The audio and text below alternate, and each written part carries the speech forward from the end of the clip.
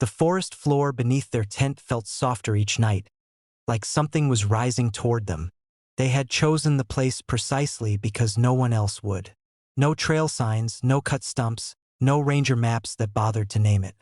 The drive ended miles before the trees did, and from there they carried everything on their backs until the forest swallowed the last suggestion of a path.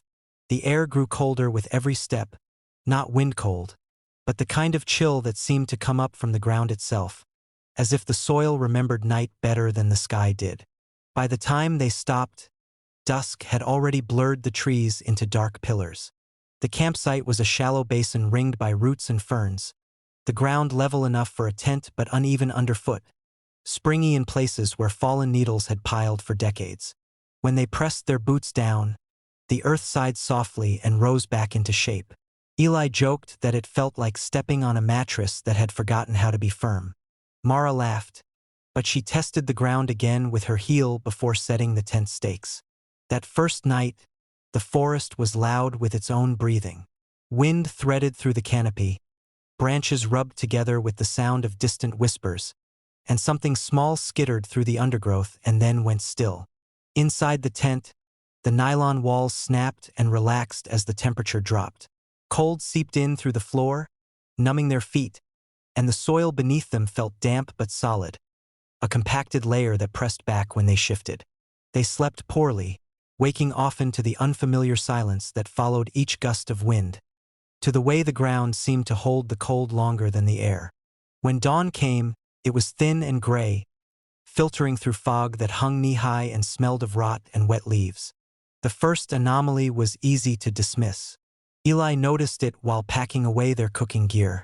A shallow depression ran along one side of the tent, a long, gentle dip in the soil where the ground cover had been smoothed flat. It looked like a footprint stretched and blurred, as if something had pressed down and then slid away. "Probably us," Mara said, though she frowned. "Or the tent shifting." They circled the campsite. There were no clear tracks leading in or out, no broken twigs, no scat. The depression didn't match any animal they knew, and when Eli pressed his boot into it, the earth yielded too easily, collapsing inward before slowly swelling back, as if remembering its shape after a delay. By the second night, the forest felt closer. The trees leaned in just enough to narrow the patch of sky above them, and the air carried a mineral smell, sharp and clean, like freshly turned soil. The ground beneath the tent was colder than before. When Mara lay on her side, she felt a subtle give beneath her hip, a softness that hadn't been there the night before. "It's just settling," Eli whispered when she mentioned it. "Everything settles." But when he rolled onto his back, he felt it too. A faint upward pressure, not enough to lift him, just enough to be noticed. The tent floor creaked softly as the soil compressed, then slowly eased back, like a breath released. Outside, something moved. Not footsteps exactly, but a shifting, dragging sound, the whisper of soil against soil. The noise circled the tent and then stopped. Neither of them spoke until morning. At dawn, the basin looked wrong. The ground sloped differently, the shallow bowl now deeper on one side. The tent pitched at a slight angle that hadn't been there before. Ferns leaned inward, their fronds bent as if brushed by something heavy. A series of shallow impressions dotted the earth beyond the tent, irregular and soft-edged, as though whatever made them had no fixed shape. When Mara knelt to touch one, her fingers sank in up to the knuckles. The soil was warm beneath the surface, warmer than it should have been in the cold morning air. They argued about leaving. Maps were consulted, distances estimated. The nearest road was a full day's hike back, longer if the terrain shifted again. The weather was stable, their supplies adequate. Curiosity pressed against unease, and unease lost. That night, the ground rose further. They felt it in stages.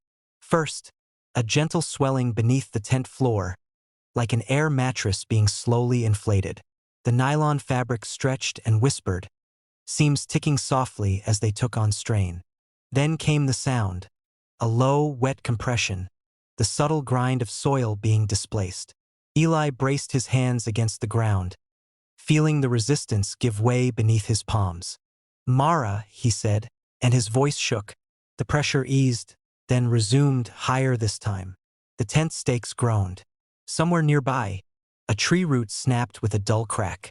When it finally stopped, the silence was absolute. No wind, no insects. Even the fabric of the tent seemed to hold its breath. They didn't sleep. In the morning, the campsite had transformed. The basin was gone, replaced by a shallow mound that lifted the tent at its center.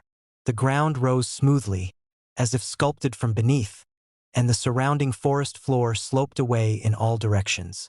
The impressions from the night before had multiplied, overlapping and merging, a pattern that suggested movement without direction. As they packed, Eli noticed something else. Their footprints from the previous days, their own clear tracks leading away from the campsite, were gone. In their place were long, shallow troughs that curved back toward the mound, as if the ground itself had erased the path out. The fourth night was colder than the others. Frost traced the inside of the tent in delicate veins, and their breath fogged the air between them. The soil beneath them felt almost buoyant now, lifting and settling in slow pulses. Each movement was deliberate, measured, as though whatever lay below was learning the shape of their weight. Mara pressed her ear to the ground. At first she heard nothing, then a faint rhythmic sound, too slow to be a heartbeat, too steady to be the wind. A pressure built beneath her cheek, gentle but insistent, nudging her upward.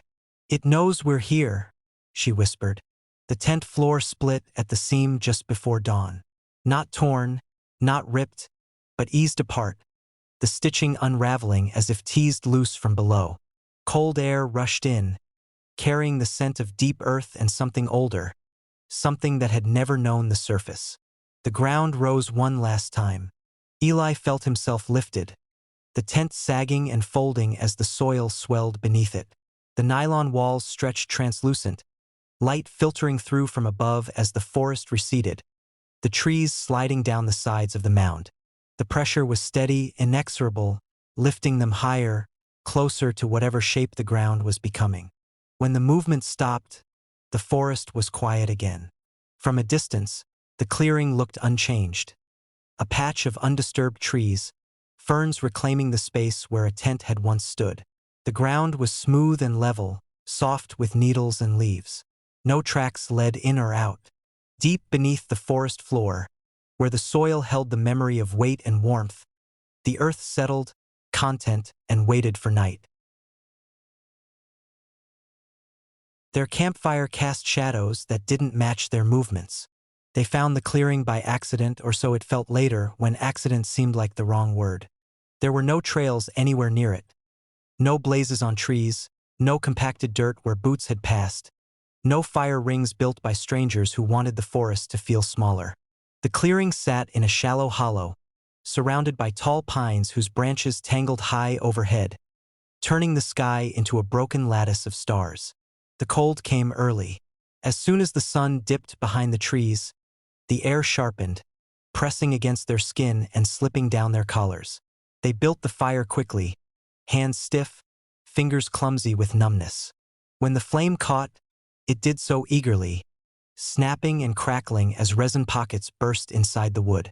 Orange light spilled outward, licking the trunks, pulling long shadows out of every root and stone. First, everything felt right. The fire hissed and popped. Smoke drifted low, carrying the smell of sap and damp bark. The surrounding forest stayed dark and watchful, but that was normal. Wilderness always felt like that at night. Vast, patient, indifferent. Jonah noticed the first shadow mismatch while stirring the coals. He leaned forward, extending the stick into the fire, and his shadow stretched across the ground like it should. But when he straightened, the shadow lagged behind, still bent, still reaching toward the flames. It corrected itself a second later, snapping back into alignment. "Did you see that?" he asked. Mara glanced up from her pack. "See what?" He tried again, leaning, then stepping back. This time the shadow moved with him. "Nothing," he muttered, embarrassed. "Just tired." They ate in silence for a while, the firelight painting their faces in warm pulses. The forest beyond the light stayed unnaturally still. No wind rattled the branches. No insects sang. The only sound was the fire and their breathing. When Mara reached for her water bottle, her shadow didn't follow. It stayed seated, hunched by the fire, hands folded in its lap. She froze mid-motion, fingers inches from the bottle. "Jonah," she said quietly, "don't move." He looked at her, then down. His own shadow lay where he expected it to be, long and thin. Mara's shadow sat beside it, still and wrong. The fire popped loudly, sending sparks upward. For a brief instant, the shadows jittered and blurred. When they settled again, Mara's shadow stood. It stood before she did. She rose slowly, heart hammering. Her shadow straightened first, stretching taller than her body, its head brushing the edge of the firelight. A breath later, it snapped back into place, mimicking her posture perfectly. Neither of them spoke. The cold crept closer, seeping into the clearing as if the fire's warmth had weakened. "It's just the light," Jonah said finally, though his voice lacked conviction. "The fire's uneven." Mara nodded, but her eyes never left the ground. The shadows trembled with each flicker of flame, stretching and shrinking in unnatural rhythms. Sometimes they moved too smoothly. Sometimes they hesitated, like actors waiting for a cue. They added more wood. The fire flared brighter, the crackling louder. Light surged outward, forcing the darkness back. The shadows multiplied. Where there had been one for each of them, now there were 2-3 thin silhouettes layered over each other, slightly out of sync. One shadow matched Jonah's movements. Another lagged half a second behind. A third shifted in small, nervous motions he hadn't made at all.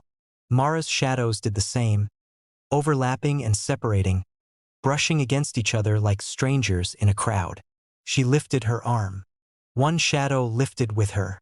Another lifted too high, elbow bending at the wrong angle. The third stayed still, arm hanging at its side.